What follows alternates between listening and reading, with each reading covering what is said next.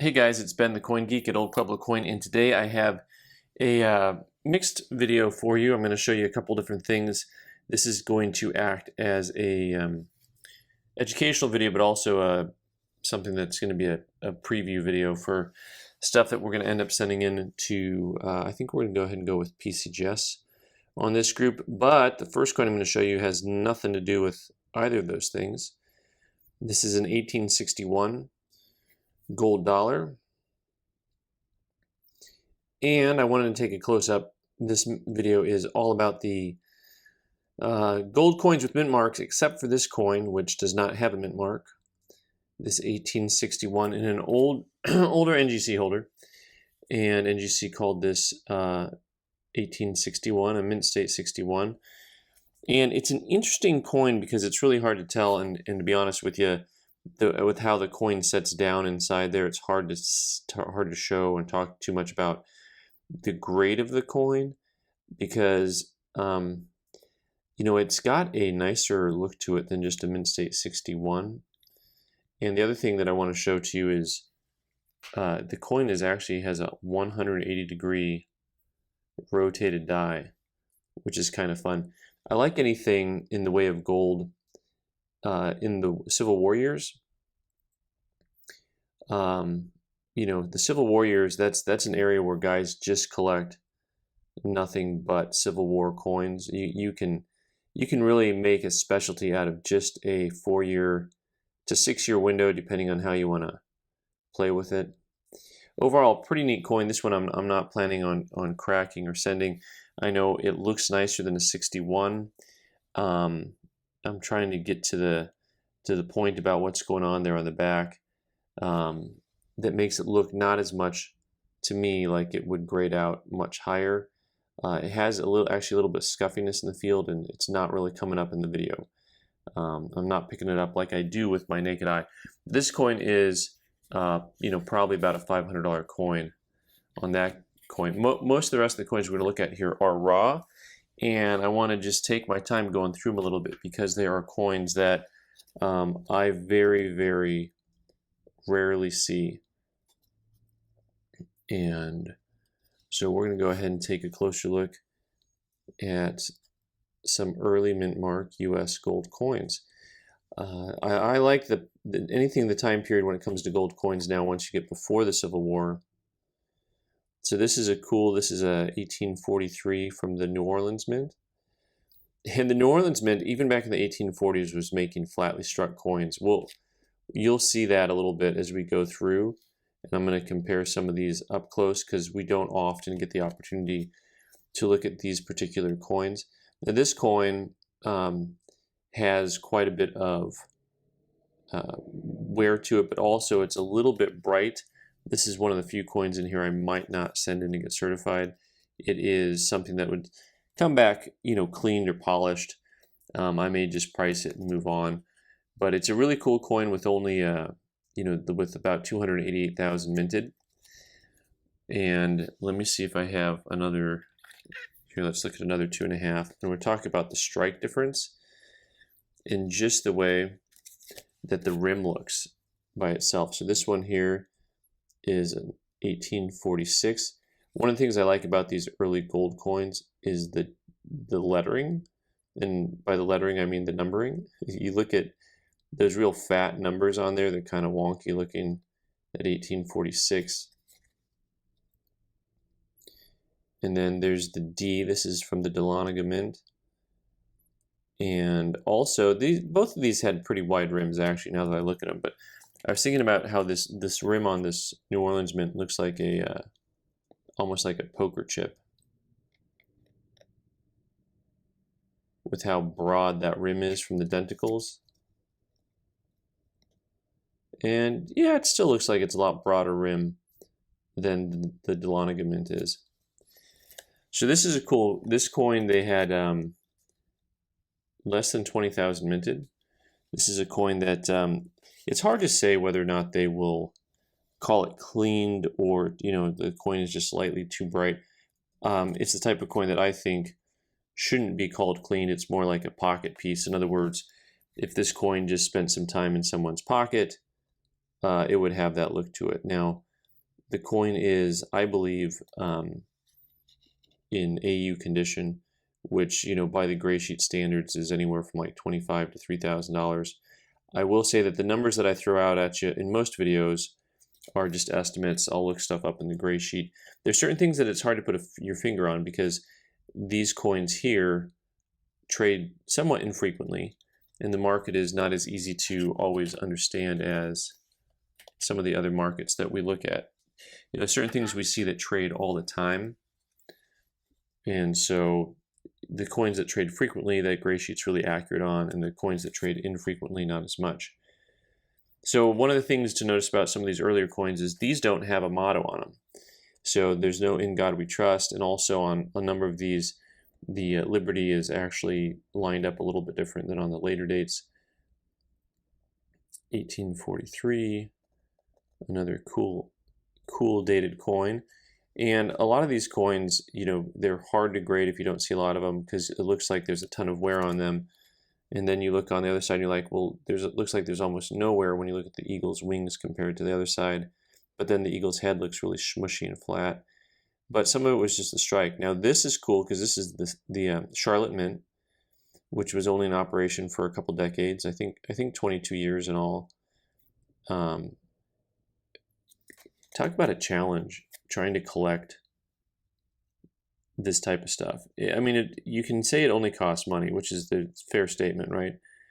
But for some of you, if you have been collecting for a long time and you have a lot of duplicates of everything, and you start doing the math on what all your old 90% adds up to, and your old Morgans that you have 10 of the same date, I mean, you know, trying to hunt down and just have a mint mark typeset for some gold coins, go get yourself a Charlotte Mint coin. So this coin has a little bit over 44,000 minted, and in very fine, they're about 1,400, and XF they're about 2,100. This I still think is, you know, better than an XF. I mean, a high middle XF with all the detail that's left in it. Pretty nice coin. So also I have one other Charlotte Mint coin to show you. This 1849. Once again, super fun with the giant date on these things. You know, that date is huge compared to the other one. Now this coin also very flatly struck. I mean, if you look at the middle section there, and it's just completely gone. And some of that is wear, but a lot of that is from the strike. Once again, you can look at some of the higher points left up. This coin, 64,000 plus minted, and a similar price range in the VF, about 1,400. That's probably like a type coin price. And then you get up into XF, it's a little bit less than the other coin. $1,700, probably a little bit more like what you would want to buy if you're doing the typeset. You know, and there's still a difference between these coins in their overall eye appeal. Not only do you have this much smaller date on the 43, but then also, as we look at the reverse of the coin, you know, the 43, the C is kind of small compared to that, the C on the 49. The 43 C is much smaller. And once again, you know, you've got a pretty broad rim on these guys. That space between the denticles and the edge of the coin. So Charlotte, I don't see much from Charlotte. Maybe you guys who live in out east, I'll say, maybe you guys see this stuff a lot more frequently than I do. I don't see these too frequently. Next up, I have a pair of 1843 Dahlonega mint coins, and let me show you this these two guys here.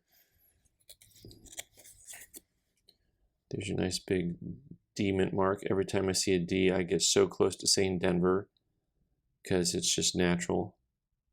Real strong coin actually on this guy. They made about 96,000 of these. Extra fines are about $2,000. This actually has the details of maybe higher than that, but I will say this coin, if you get at the right angle, maybe I'm getting my coins mixed up. I had looked at them earlier. This one I think has, maybe you call it a light cleaning. Oh, I got it mixed up. What I wanted to show you was on this guy has the hairlines that are in front of her face. that really pop out at different angles. You can catch them really strong right there. All those white lines moving all over the place. The other thing to look at on these guys is this one that's been cleaned has a lot of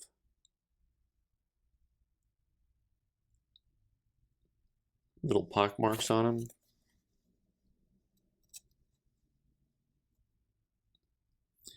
I managed to completely get these two coins backwards somehow. As you can see, it's not the one that's been cleaned. Well, that's all about preparation, isn't it, Ben? So you see these big marks in between those two stars, and then you see the big marks. Harder to focus because I switched to my 20 power. There are other big marks throughout this field, these pimples by the 3 above the 4. So a couple things. So either this is a cast counterfeit on this guy, or the die, these were struck with 2 different dies, and the die for this one was literally rusted, which is a possibility that you get a die that's rusted with those big marks popping off of them. I'll see if I can keep my coin straight as we move forward. So we got a couple more D-mint coins. So this guy here, I'm going to compare these two. I've got a 44 and a 45. Now they're both pretty bright, but this one is clearly polished, this 45. So this is the kind that absolutely they've got to call that cleaned, right? The 45D, they made about 90,000. Hard to say what the price is on a cleaned one. I didn't do that much research to figure that out. VF's 1400, XF's 1900. It's probably an AU coin that's been cleaned, and the cleaning is going to affect it, but it's going to make it a little bit more affordable for somebody who wants that early D mint mark. Now this one also bright, but I've seen plenty of coins like this that are in holders that are not marked, cleaned. And of course my preference is that this one comes back also not marked cleaned. But this guy here, there's about 88,000 of these made, so similar mintage to the 45D. And I just think about how these guys were made to circulate in the area, and so your mintages for a lot of these coins were really based on actual demand in the marketplace. So, it's interesting when you look at the mintage differences from one year to the next on coins, because there was a reason behind the mintage for most of these coins. All right, we're going to move on to this 1844. Now, can you guess the mint mark now that we're looking at another one that looks like a poker chip? That's right, it's our really dear friends at the New Orleans Mint. And I always think of, just the Morgan dollars being really flatly struck or having a different look to them, but these coins all had a very different look to that rim and whatnot. So this is about 364,000 of these were minted, and they run about $700 an extra fine per the gray sheet. It's a neat coin, and once again, if you compare it to those other mints, you can just see the difference in how wide that rim looks, how flat the coin is, and it's a good study to kind of see the differences. I don't often think of early New Orleans mint gold. For some reason, when I think of the earlier stuff, I think of, Charlotte and Dahlonega, and then I think of, that transition to Carson City, which is what we're doing right now. But Carson City and San Francisco, of course, became, the historically popular coins for U.S. coin collectors. The fact that those Charlotte and Dahlonega mint coins are so hard to come by. There's the nice CC on those guys. Because those coins are so hard to come by and so expensive, people often don't really collect them. And I think that also the fact that they only made gold coins. which is unique, which needs to be mentioned. So these guys, a couple 100,000 of these were made, 208,000 of these 91 Carson cities. Two of the same date here. Not as rare, XFAU coins are, $900, $1,000 type coins, so they're not super tough. So if you didn't know, you can probably afford some Carson City $5 gold pieces if you've been collecting coins for a while and you've got some money saved up. It's not the crazy couple grand, $3,000 type numbers that you think. I mean, when you see on some of the $20 gold pieces that some of the $20 gold pieces that Carson City made. So we'll see how they grade these guys. This one on the left here, well, it's always such a crapshoot, but the one on the left, I think they may call cleaned. They're both a little bit bright, but once again, as I was saying before, there's plenty of pocket wear to go around, right, on these coins. We are going to move into some larger coins. I just got a couple of bigger coins for you with mint marks on them. This 1854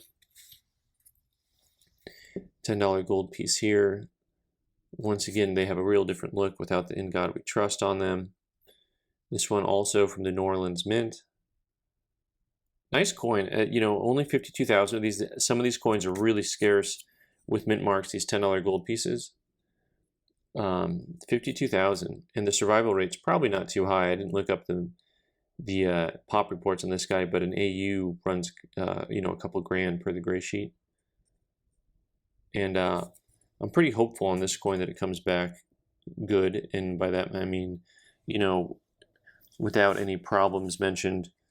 It's always that crapshoot of how are they going to interpret some of the things that they see. By the way, I haven't mentioned this in a while. Always look at the rim on your coins, because my goodness, that's a good place to miss out on, a small, especially on these gold coins. A lot of the smaller gold coins were mounted, and so you want to make sure that you're looking at those rims to see if there's any problems on them. It's the thing also about buying a certified coin, and why it's important for the certification companies to mention when there's a rim mount or rim file, because once it's in the holder, oftentimes you can't actually see it. Finally, I have a kind of a strange date here, this 1892 from the New Orleans Mint. I say it's strange because it just doesn't seem like it would be a scarce coin. Here we go, we've got the "In God We Trust" on that, a little bit later date. But they only made 28,688, a nice round number. And you can see from a distance just a little bit difference of the way the Liberty's head was kind of located on these coins. And then, of course, also the difference in that eagle, which looks so much more sideways on these guys, which I always kind of liked. If you put the $10 straight, then all of a sudden, the eagle's really crooked compared to these ones. So, pretty neat coin. So this 92.0 I want to talk about because I actually have one that's certified, and with these low mintages, this is, I don't want to say a super old holder because it's not, but I've had plenty of US gold coins that came back that looked like this, that came back mint state. Now they'll just come back like a mint state 61. It's not like it's going to come back a really high grade. It's got a little spot on it and whatnot. A little bit of a proof-like field, which is kind of fun. So, but this coin is super rare in nicer grades. Now I didn't pull up the NGC population. I just pulled up the PCGS population. So these coins in AU are typical priced coins. They're $1,000 type coins. MS62 is like $1,500. Now MS63 jumps to $7,000. Now these are not MS63 coins. This coin is, I think, not as nice as the one that's certified AU58. I would call this one an AU58. I would call the other one an MS61. This is probably going to get cracked out and sent in, and then we're going to do something which is called leading the jury. So it's not really the name for it. I just totally made that up right now. But dealers will do this, and some collectors that I know, is you put two coins in together. You put this one in first. Presumably they'll see this one first if they're pulling the coins out in order, and then they'll see this one second. And then this is going to prejudice them against this coin, because once they see this and call this an AU58, and they see this and they like it more, I'm assuming they'll like it more. What do I know? But then, you know, that gives them the opportunity to go ahead and call this one Mint State 61 or 2 or whatever. But the population on these at PCGS is crazy, because MS61 there's 200, MS62 there's 184, MS63 there's 7, and none finer. 7 with none finer. So that is something else. All right, well, guys, listen, this is quite the journey here on early mint mark US gold coins. Lots of fun. I hope you enjoyed it. You can subscribe by clicking on the button in the corner, and leave your comments down below. Thanks so much.